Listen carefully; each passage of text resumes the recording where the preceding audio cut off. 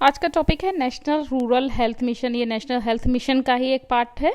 और ये जो मैंने स्लाइड इसमें दिखाई है, नेशनल रूरल हेल्थ मिशन को कैसे याद रखें थ्रू उसके सारे हेडिंग्स एंड सब headings, action plan, strategies, pictorial diagram के माध्यम से मैंने दिखाई है, क्योंकि पिक्चर्स से याद करना बहुत आसान है। अगर आप इसमें सारे हेडिंग्स देखेंगे, इस सारे हेडिंग्स में ही पूरा एनआरएचएम कवर हो जाएगा, जैसे कि creation of ASHA, panchayat raj institution establishment, fund utilization and generation and funneling of the fund, MCH service strengthening, vector borne disease control program को स्ट्रेंथन करना, कम्युनिकेबल नॉन कम्युनिकेबल डिजीज से रिगार्डिंग प्रोग्राम को स्ट्रेंथ करना, health system strengthening, DSA district health plan, PSC CSC sub centre को strengthen करना, and community level action, public private partnership and NRHM infrastructure. This is ये सारी चीज़ें पूरे NRHM में आती हैं। 5 में एनआरएचएम शुरू हुआ और टारगेटेड कि 2012 तक सारे इसके गोल अचीव करने थे। एंड क्या था कि health care to rural population, effective health care to rural population, specially in 18 high focus area. Mainly 18 high focus area में क्या क्या हाई फोकस एरिया है जिसमें rural health care specially increase करनी है, जैसे अरुणाचल प्रदेश, असम, बिहार, छत्तीसगढ़, हिमाचल प्रदेश, झारखंड, जम्मू कश्मीर एंड मणिपुर, मिजोरम, मेघालय, मध्य प्रदेश, नागालैंड, उड़ीसा, राजस्थान, सिक्किम, त्रिपुरा, उत्तरांचल, उत्तर प्रदेश। जो कोर स्ट्रैटेजीज है कि पब्लिक हेल्थ, गवर्नमेंट सेक्टर में जो हेल्थ स्पेंडिंग है वो 0.9% जीडीपी करंट से 2 to 3% जीडीपी रेज करना है। ये कोर जो इसकी स्ट्रेटजी, इंक्रीज करना है जीडीपी। नो, क्या एक्शन प्लान है जिनके थ्रू हम जो national desired outcome of NRHM achieve करेंगे, जैसे कि PSC strengthening, sub centre strengthening, these are the ये की स्ट्रैटेजीज हैं। Strengthening of CSC and first referral care unit, FRUs and district health plan, district health plan बनाना, और improved health care at household level through ASHA के through household health care increase improve कराना। आशा को introduce करना is आरएचएम के through आशा को introduce किया गया। आशा जनरल पब्लिक की basic health care delivery at the grass root level पे हेल्थ केयर डिलीवरी इम्प्रोवाइज करने के लिए है। और क्या क्या मेन एक्शन प्लान है, जैसे strengthening disease control programme, communicable non communicable disease control programme जो करेंटली रनिंग है उनको और ज़्यादा इम्प्रोवाइज और स्ट्रेंथन करना, एंड मॉर्टेलिटी और मॉर्बिडिटी इनके कारण रिड्यूस करना, सैनिटेशन हाइजीन से रिलेटेड सर्विसेज को एनआरएचएम के अंतर लाना, न्यू हेल्थ जो फाइनेंसिंग की सुबह उसमें फर्स्ट स्लाइड में टारगेट दिया था, बजटिंग एंड फाइनेंसिंग को इम्प्रोवाइज करना, and medical education reforms at the medical college level and support the rural health system, rural medical health education system develop करना, पब्लिक प्राइवेट पार्टनरशिप को regulate करना and utilise करना for the public health wellbeing. Asha national rural health mission का बहुत important part है।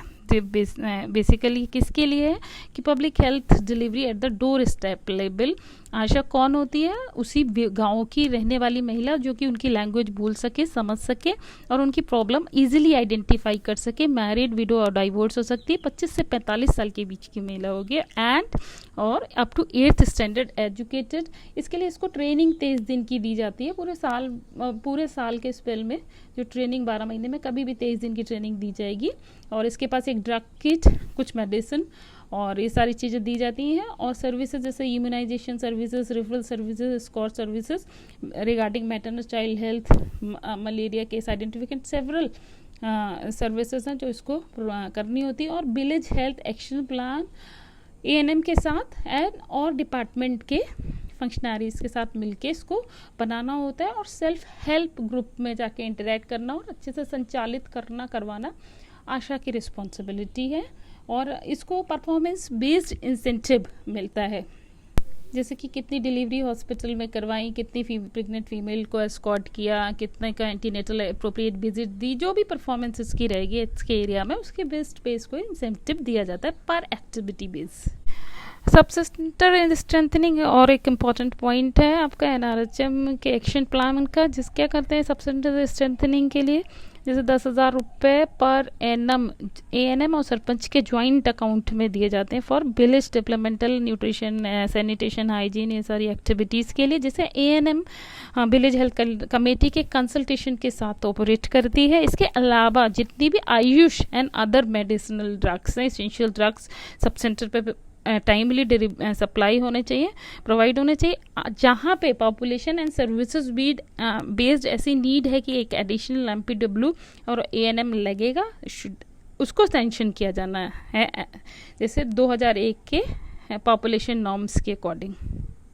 Round the clock services 24 hours 24/7 PSC पे होना चाहिए for better functioning of the पीएससीज एज वेल एज स्टाफ। वहाँ पे अगर एडिशनल स्टाफ रिक्वायर्ड है, should be created, 1 male and female as per the need, and 50% of पीएससीज में एटलीस्ट डॉक्टर्स की shortage should be fulfilled, doctors की shortage नहीं होनी चाहिए, and adequate regular supply of drugs, disable से auto disable syringe for immunisation, ये सभी चीज़ें होनी चाहिए। बेसिकली सारे पॉइंट्स 3 चीज़ों के अराउंड बेस करते हैं, man, money, material.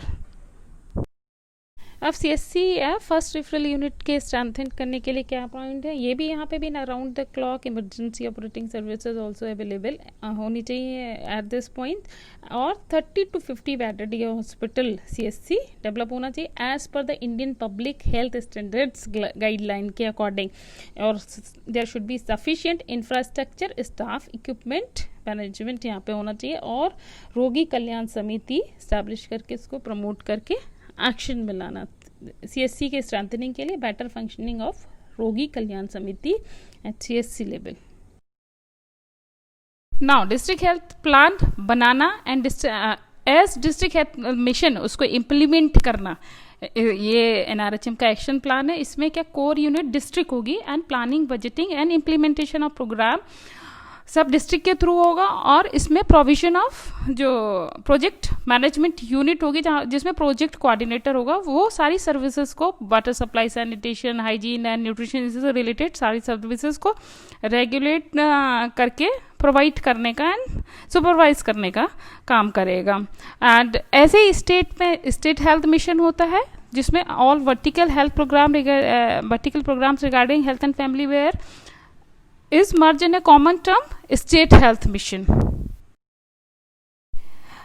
Health services को पब्लिक प्राइवेट पार्टनरशिप के हॉस्पिटल्स के थ्रू प्रोवाइड करना बहुत इम्पॉर्टेंट एक्शन प्लान है एनआरएचएम का, जिसमें जैसा कि हम देख सकते हैं 75% of health services are availed through क्या कहते हैं प्राइवेट सेक्टर के द्वारा प्रोवाइड करी जाती हैं, जिससे कि जो गरीब हैं और जिनको ज़्यादा पैसे खर्च करने पड़ते हैं अपनी हेल्थ सर्विसेज को, हेल्थ के लिए, इलाज के लिए जिनको ज़्यादा पैसे खर्च करने पड़ते हैं, वो और गरीब हो जाते हैं। तो एक ऐसा सिस्टम जनरेट करना जो पब्लिक यानी कि गवर्नमेंट और प्राइवेट को मिला के एक हॉस्पिटल, जिससे प्राइस रेगुलेट करके सर्विस एक ऐसे रेट पे देना, ऐसे कि एक कॉमन मैन के लिए वो अफोर्डेबल हो पाए।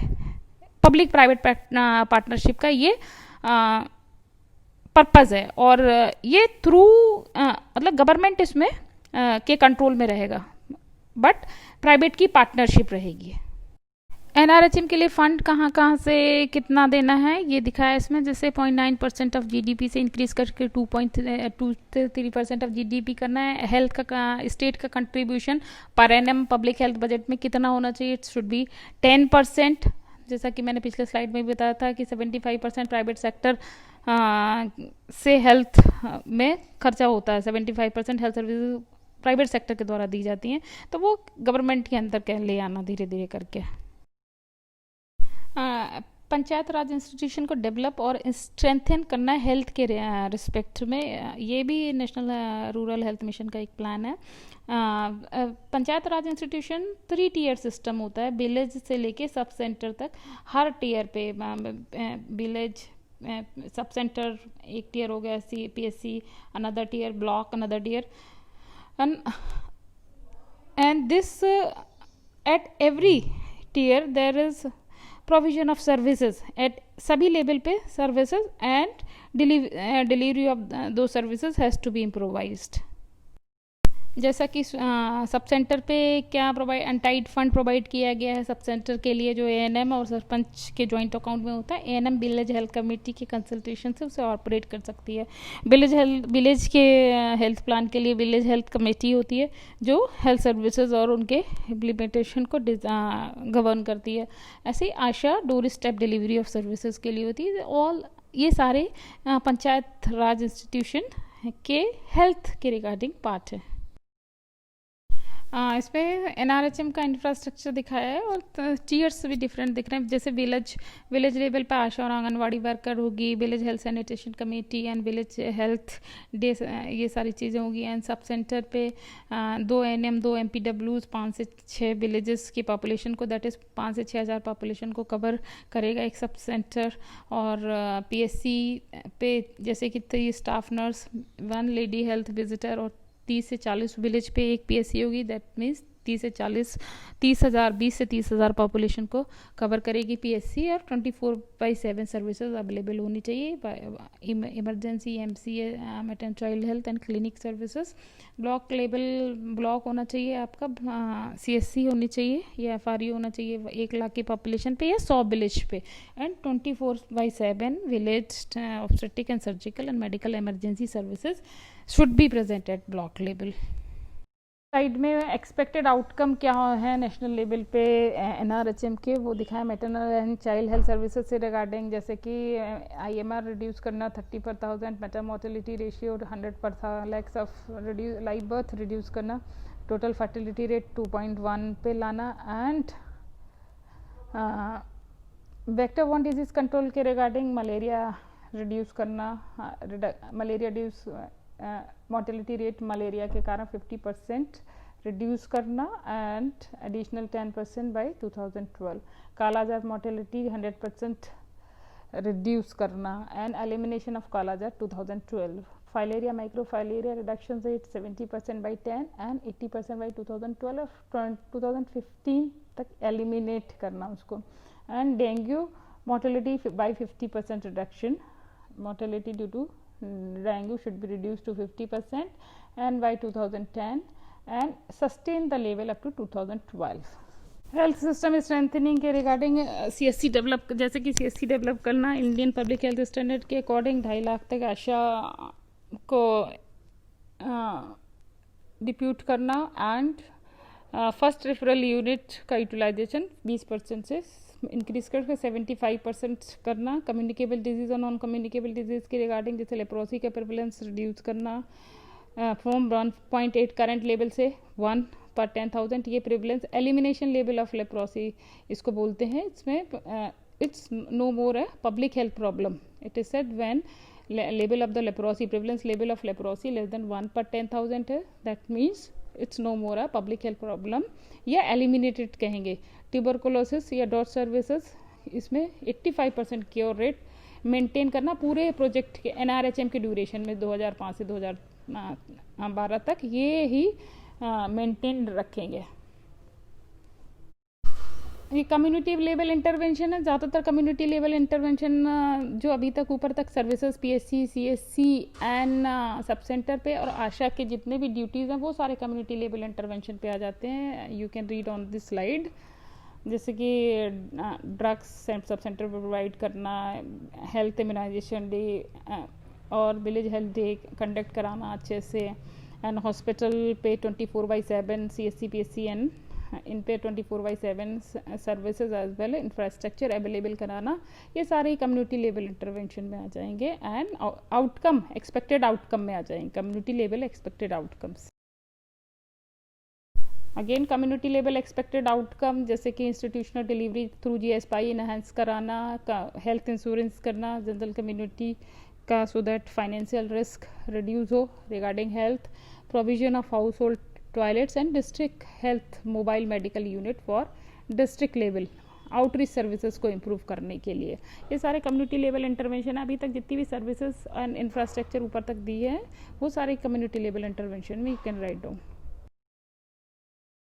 NRHM के रिगार्डिंग सारे पॉइंट्स मैंने बता दिए हैं। जितने भी क्यू जहाँ पे मार्क है वहाँ पे मल्टीपल चॉइस क्वेश्चन या MCQs बन सकता है। और दूसरी चीज़, ये माइंड मैप है सारी हेडिंग्स को याद रखने के लिए, बिकॉज पिक्टोरियल पिक्चर के थ्रू में जल्दी याद होता है, तो हम सारी हेडिंग्स इसके थ्रू याद कर सकते हैं। और this is not only the headings, this is complete action plan and strategy of NRHM. We can memorize by this picture very easily.